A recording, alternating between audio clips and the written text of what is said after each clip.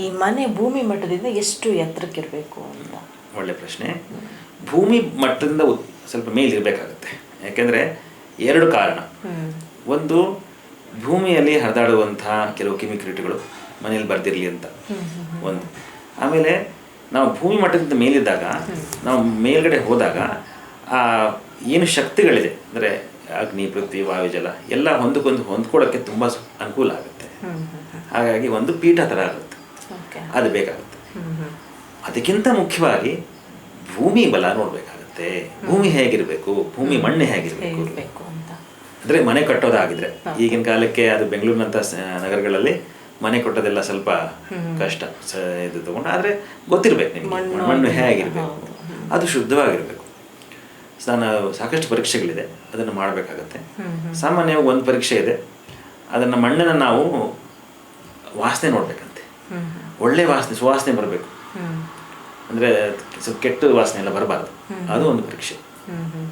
ಆಮೇಲೆ ನೀರು ಹಾಕಿದಾಗ ತುಂಬ ಹಿಂಗಬಾರ್ದು, ನಿಂತ್ಕೋಬೇಕು ಸ್ವಲ್ಪ. ಅಂದರೆ ರಾತ್ರಿ ಅಂದರೆ ಸಾಯಂಕಾಲ ಹಾಕಿದಾಗ ಬೆಳಗ್ಗೆವರೆಗೂ ಹಿಂಗಬೇಕು, ಹೀಗಬೇಕು. ಆಮೇಲೆ ಕೆಂಪು ಮಣ್ಣು ಎಲ್ಲ ಒಳ್ಳೆಯದು, ತುಂಬ ಕಪ್ಪು ಮಣ್ಣು ಎಲ್ಲ ತುಂಬ ಒಳ್ಳೆಯದಲ್ಲ. ವಾಸನೆ ಚೆನ್ನಾಗಿರ್ಬೇಕು, ನೋಡಿದ್ರೆ ಗೊತ್ತಾಗುತ್ತೆ. ಒಳ್ಳೆ ಮಣ್ಣಿನ ವಾಸನೆ ಇರುತ್ತಲ್ಲ, ಸುಗಂಧ ಇರುತ್ತೆ, ಅದು ಬರಬೇಕು, ಅದು ಬಹಳ ಮುಖ್ಯ. ಆಮೇಲೆ ನಿವೇಶನ ನೋಡಿದಾಗ ಅಕ್ಕಪಕ್ಕ ನಿಮಗೆ ಎಕ್ಕದ ಗಿಡ ಇದ್ದರೆ ಬಹಳ ಒಳ್ಳೆಯದು. ಹುಲ್ಲೆಲ್ಲ ಬೆಳೆದಿರಬೇಕು. ಆಮೇಲೆ ಈ ಮುಳ್ಳಿನ ಗಿಡಗಳು ಇದೆಲ್ಲ ಇರಬಾರ್ದು. ಇದ್ರೆ ಅಲ್ಲಿ ಅಂಥ ಒಳ್ಳೆಯ ಶಕ್ತಿಗಳಿರೋದಿಲ್ಲ ಅಂತ. ಅಂದರೆ ಭೂಮಿ ಬಲ ಇರೋಲ್ಲ, ಅಂತರ್ಜಲ ಕೂಡ ಇರೋಲ್ಲ. ನೋಡಿ, ಮುಖ್ಯವಾಗಿ ನಮ್ಗೆ ಬೇಕಾಗಿರೋದು ಅಂತರ್ಜಲ ಚೆನ್ನಾಗಿರ್ಬೇಕು. ಅಂತರ್ಜಲ ಚೆನ್ನಾಗಿದ್ದಾಗ ಅಲ್ಲಿ ನಿವೇಶನ, ಅಲ್ಲಿ ಮನೆ ಕಟ್ಟಿದಾಗ ಅಲ್ಲಿ ತಂಪಾಗಿರುತ್ತೆ. ಅಂತರ್ಜಲ ಯಾವಾಗ ಇರೋದಿಲ್ವೋ ಅಲ್ಲಿ ನಕಾರಾತ್ಮಕ ಶಕ್ತಿಗಳು ಬರುತ್ತೆ. ಮುಳ್ಳಿನ ಗಿಡಗಳು, ಕಳ್ಳಿ, ಪಾಪಾಸ್ ಕಳ್ಳಿ ಅಂತೆಲ್ಲ ಹೇಳ್ತೀವಿ, ಅದೆಲ್ಲ ಬರುತ್ತೆ. ಎಕ್ಕದ ಗಿಡ ಅಥವಾ ಈ ಹುಲ್ಲು, ಗರಕೆ ಹುಲ್ಲು ಎಲ್ಲ ಬೆಳೆದಿದ್ರೆ ಭಾಳ ಒಳ್ಳೆ ಭೂಮಿ ಅದು. ಆಮೇಲೆ ವೃಕ್ಷಗಳು ಕೂಡ ಬಹಳ ಮುಖ್ಯ. ನಿವೇಶನದ ಅಕ್ಕಪಕ್ಕ ಈ ಅರಳಿ ಮರ ಈ ಥರದ್ದೆಲ್ಲ ಹತ್ತಿರ ಇರಬಾರ್ದು. ಯಾಕೆ ಅಂದರೆ ಅರಳಿ ಮರ, ಆಲದ ಮರ ಇವೆಲ್ಲ ದೈವ ಸಾನ್ನಿಧ್ಯ ಇರುತ್ತೆ ಅಲ್ಲಿ. ಹಾಗಾಗಿ ಸ್ವಲ್ಪ ದೂರ ಇರೋದೇ ಒಳ್ಳೆಯದು. ಯಾಕೆಂದರೆ ಎರಡು ಬೇರೆ ಬೇರೆ, ದೇವಸ್ಥಾನ ಮನೆ ಆಗಲ್ಲ. ದೇವಸ್ಥಾನ ಎನರ್ಜಿನೇ ಬೇರೆ, ಮನೆ ಎನರ್ಜಿನೇ ಬೇರೆ. ಹಾಗೆ ಮನೆ ಸ್ವಲ್ಪ ದೂರ ಇಟ್ಕೊಳ್ಬೇಕು. ಓಕೆ ಗುರುಜಿ, ಮಣ್ಣು ಮತ್ತು ಭೂಮಿ ಎಲ್ಲ ಹೇಗಿರಬೇಕು ಅನ್ನೋದನ್ನು ಹೇಳಿದ್ರಿ. ಇದೀಗ ನಾವು ಒಂದು ಮನೆ ಅಂತ ತಿಳ್ಕೊಂಡಾಗ ಒಂದು ಪರಿಸರ ಕೂಡ ಬಹಳ ಮುಖ್ಯ ಆಗುತ್ತೆ. ಆ ಮನೆ ವಾತಾವರಣ, ಪರಿಸರ ಯಾವ ರೀತಿ ಇರಬೇಕು ಸುತ್ತಮುತ್ತಲಿನ ಅಂತ? ಪರಿಸರ ಅಂತ ಹೇಳಿದಾಗ ನಮಗೆ ಎರಡು ಥರ ಪರಿಸರ. ಒಂದು ಮನುಷ್ಯ ಮಾಡಿರುವಂಥ ಪರಿಸರ, ಇನ್ನೊಂದು ಪ್ರಾಕೃತಿಕವಾಗಿ ಬಂದಿರುವಂಥ ಒಂದು ಪರಿಸರ. ಆ ಎರಡು ಕೂಡ ಹೇಳ್ತೀನಿ. ಮೊದಲು ಪ್ರಕೃತಿ ಹೇಗಿರ್ಬೇಕು ಹೇಳ್ತೀನಿ ನೋಡಿ. ಹತ್ತಿರದಲ್ಲಿ ಕೆರೆ, ಬಾವಿ ಇವೆಲ್ಲ ಇದ್ದರೆ ಭಾಳ ಒಳ್ಳೆಯದು, ನೀರು ಚೆನ್ನಾಗಿರುತ್ತೆ. ಈ ಕೆರೆ ಬಾವಿಗಳು ಅಂದರೆ ವಾಟರ್ ಸೋರ್ಸ್ ಇದೆ, ಅದು ಉತ್ತರಕ್ಕೆ ಅಥವಾ ಪೂರ್ವಕ್ಕೆ ಇದ್ದರೆ ಭಾಳ ಒಳ್ಳೆಯದು.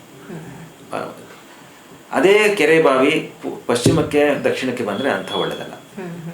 ಅದು ಯಾವಾಗಲೂ ಎತ್ತರ ಇರಬೇಕು, ತಗ್ಗಿರಬಾರ್ದು. ಆಮೇಲೆ ಹಾಲು ತೊಟ್ಟುಕುವಂಥ ಮರಗಳು ಯಾವುದೂ ಇರಬಾರ್ದು. ಹಾಲು ಅಂದರೆ ಆಲದ ಮರ ಇರ್ಬೋದು, ಆ ಥರ ಎಷ್ಟೋ ಪಪ್ಪಾಯ ಇರ್ಬೋದು, ಪಪ್ಪಾಯನೂ ಅಷ್ಟೇ ಹೇಳ್ತೀವಿ. ಆಮೇಲೆ ಬಾಳೆ ಮರ ಅಂತ ಹೇಳ್ತೀವಿ, ಇದೆಲ್ಲ ಅಕ್ಕಪಕ್ಕ ಇರಬಾರ್ದು. ಇದು ಅಷ್ಟೊಂದು ಧನಾತ್ಮಕ ಅಲ್ಲ, ಇದು ಸ್ವಲ್ಪ ಋಣಾತ್ಮಕವಾಗಿ ಆಗಿರುತ್ತೆ. ಸೊ ಹಾಗಾಗಿ ಅದು ದೂರ ಇರೋದೇ ಒಳ್ಳೆಯದು. ನಾನು ಮೊದಲೇ ಹೇಳಿದಂಗೆ ಈ ಮುಳ್ಳಿನ ಗಿಡಗಳು ನಮಗೆ ನೋಡೋಕ್ಕೆ ಹಿತವಿಲ್ಲದಿರುವಂಥದ್ದು ಯಾವುದೇ ಒಂದು ಗಿಡ ಮರಗಳು ಇರಬಾರ್ದು. ಹಣ್ಣಿನ ಗಿಡಗಳು ಭಾಳ ಒಳ್ಳೆಯದು. ಹಣ್ಣಿನ ಗಿಡಗಳು ಇದ್ದಾಗ ಪ್ರಾಣಿ ಪಕ್ಷಿಗಳ ಸಂಚಾರ ಚೆನ್ನಾಗಿರುತ್ತೆ. ಅಳಿಲಿರ್ಬೋದು ಅಥವಾ ಸಣ್ಣ ಇದಿರ್ಬೋದು, ಅದೆಲ್ಲ ಅಂದರೆ ಮನೆ ಸುತ್ತ ನೋಡಿ, ಇವಾಗ ಮೇಲ್ಗಡೆ ಎಲ್ಲ ಗುಬ್ಬಚ್ಚಿಗೆಲ್ಲ ಗೂಡು ಮಾಡಿರ್ತಿದ್ರು. ಇವಾಗಲೂ ಅದು ಮಾಡ್ಬೋದು, ಫ್ಲ್ಯಾಟ್ಗಳಲ್ಲಿ ಕೂಡ ಮಾಡ್ಬೋದು, ಒಳ್ಳೆಯದೇ. ಯಾಕಂದ್ರೆ ಬಂದಾಗ ಯಾವಾಗ ಪ್ರಾಣಿ ಪಕ್ಷಿಗಳ ಸಂಚಾರ ಇರುತ್ತೆ ಆವಾಗ ಧನಾತ್ಮಕ ಶಕ್ತಿಗಳು ಬರ್ತಾ ಇರುತ್ತೆ. ಓಕೆ ಗುರುಜಿ, ಮನೆ ವಾತಾವರಣದ ಜೊತೆಗೆ ಮನೆ ಎತ್ತರದಲ್ಲಿರ್ಬೇಕಾ ಅಥವಾ ತಗ್ಗಲ್ಲಿರ್ಬೇಕಾ ಅಂತ ಒಂದು ಪ್ರಶ್ನೆ. ಮನೆ ಸಾಮಾನ್ಯವಾಗಿ 1-1.5 ಫೀಟ್ ಮೇಲೆ ಇದ್ರೆ ಒಳ್ಳೆಯದು, ಭೂಮಿಗೆ, ರೋಡ್ ಲೆವೆಲ್ಗೆ. ಓಕೆ, ತಗ್ಗಿರಬಾರ್ದು. ಆಮೇಲೆ ಮನೆ ಮೇಲೆ ಹೋಗ್ತಾ ಇಳಿಬಾರ್ದು, ಮೆಟ್ಲಿರಬೇಕು. ಮೆಟ್ಲಿಂದ ಮೇಲೆ ಹತ್ಕೊಂಡು ಹೋಗ್ಬೇಕು. ಆಮೇಲೆ ಮುಖ್ಯ ದ್ವಾರ ಹಿಂದ್ಗಡೆ ಬಾಗಿಲಿಗಿಂತ ದೊಡ್ಡದಾಗಿರ್ಬೇಕು. ಹ್ಮ್ ಹ್ಮ್ ಹ್ಮ್ ಹಿತ್ಲು ಬಾಗಿಲಿದೆಯಲ್ಲ ಅದಕ್ಕಿಂತ ಸ್ವಲ್ಪ ದೊಡ್ಡದಾಗಿರ್ಬೇಕು. ಓಕೆ ಹಾಂ ಹಾಂ ಹಾಂ. ಆಮೇಲೆ ತುಂಬಾ ದೊಡ್ಡ ಬಾಗಿಲು ಇರಬಾರ್ದು. ಹ್ಮ್ ಹ್ಮ್ ಹ್ಮ್. ನೋಡಿ ಹಳೆ ಮನೆ ಅದು ಕೂಡ ನೋಡಿದಾಗ ಹೇಳ್ತಾರೆ. ಇದು ನೋಡಿ ಹಳ್ಳಿಗಳಿಗೆ ನೋಡ್ಬೇಕು ನೀವು, ಮನೆ ದೊಡ್ಡದಾಗೇ ಇರುತ್ತೆ, ತುಂಬಾ ದೊಡ್ಡದಾಗಿರುತ್ತೆ, ಆದ್ರೆ ಬಾಗಿಲು ಚಿಕ್ಕದಾಗಿ. ಬಾಗಿಲು ತಲೆ ಬಗ್ಸಿ ಹೋಗ್ಬೇಕು. ಹ್ಮ್ ಹೌದು ನಿಜ. ಅದು ರಾಹು ಅಂತ ಹೇಳ್ತೀವಿ, ಹೆಬ್ಬಾಗ್ಲಿದೆ ರಾಹು ಅಂತ ಹೇಳ್ತೀವಿ. ಹಾಂ ಹಾಂ. ಅದು ಬಗ್ಗಿ ಹೋದಾಗ ಅದು ಎರಡು ಕಾರಣ ಇರ್ಬೋದು ಅನ್ಸುತ್ತೆ ನನಗೆ. ಯಾಕೆಂದ್ರೆ ಹಿಂದೆ ಈ ಪ್ರಾಣಿಗಳ ಒಂದು ಕಾಟ ಇತ್ತು ಹಳ್ಳಿ ಅಕ್ಕಪಕ್ಕ ಎಲ್ಲ, ಹಾಗೆ ಅಂದ್ರೆ ದೊಡ್ಡ ಪ್ರಾಣಿಗಳು ಬರಬಾರ್ದು, ಹ್ಮ್ ದನನೇ ಇರ್ಬೋದು, ಒಳಗಡೆ ಹೋಗ್ದಿರೋ ತರ ಒಂದು ವ್ಯವಸ್ಥೆ, ಸೇಫ್ಟಿ ಒಂದು. ಇನ್ನೊಂದು ಅಂದ್ರೆ ಒಂದು ಗೌರವ. ಮನೆ ಅಂದ್ರೆ ಅದು ಲಕ್ಷ್ಮೀ ಸ್ಥಾನ, ಮನೆ ಅಂತ ಹೇಳಿದ್ರೆ ಒಂದು ಗೌರವ ಇರಬೇಕು. ಬಗ್ಗೆ ನಡೆದಾಗ ಗೌರವ ಸೂಚಕ. ಮಹಾಲಕ್ಷ್ಮಿ ವಾಸ ಇದರಲ್ಲಿ ಅಂದ್ರೆ ಹೆಬ್ಬಾಗ್ಲಲ್ಲಿ. ಸೊ ಬಗ್ಗೆ ನಡೆದಾಗ ಎಲ್ಲ ಅಭೀಷ್ಟಗಳು ಶುದ್ಧಿ ಆಗುತ್ತೆ ಅಂತ.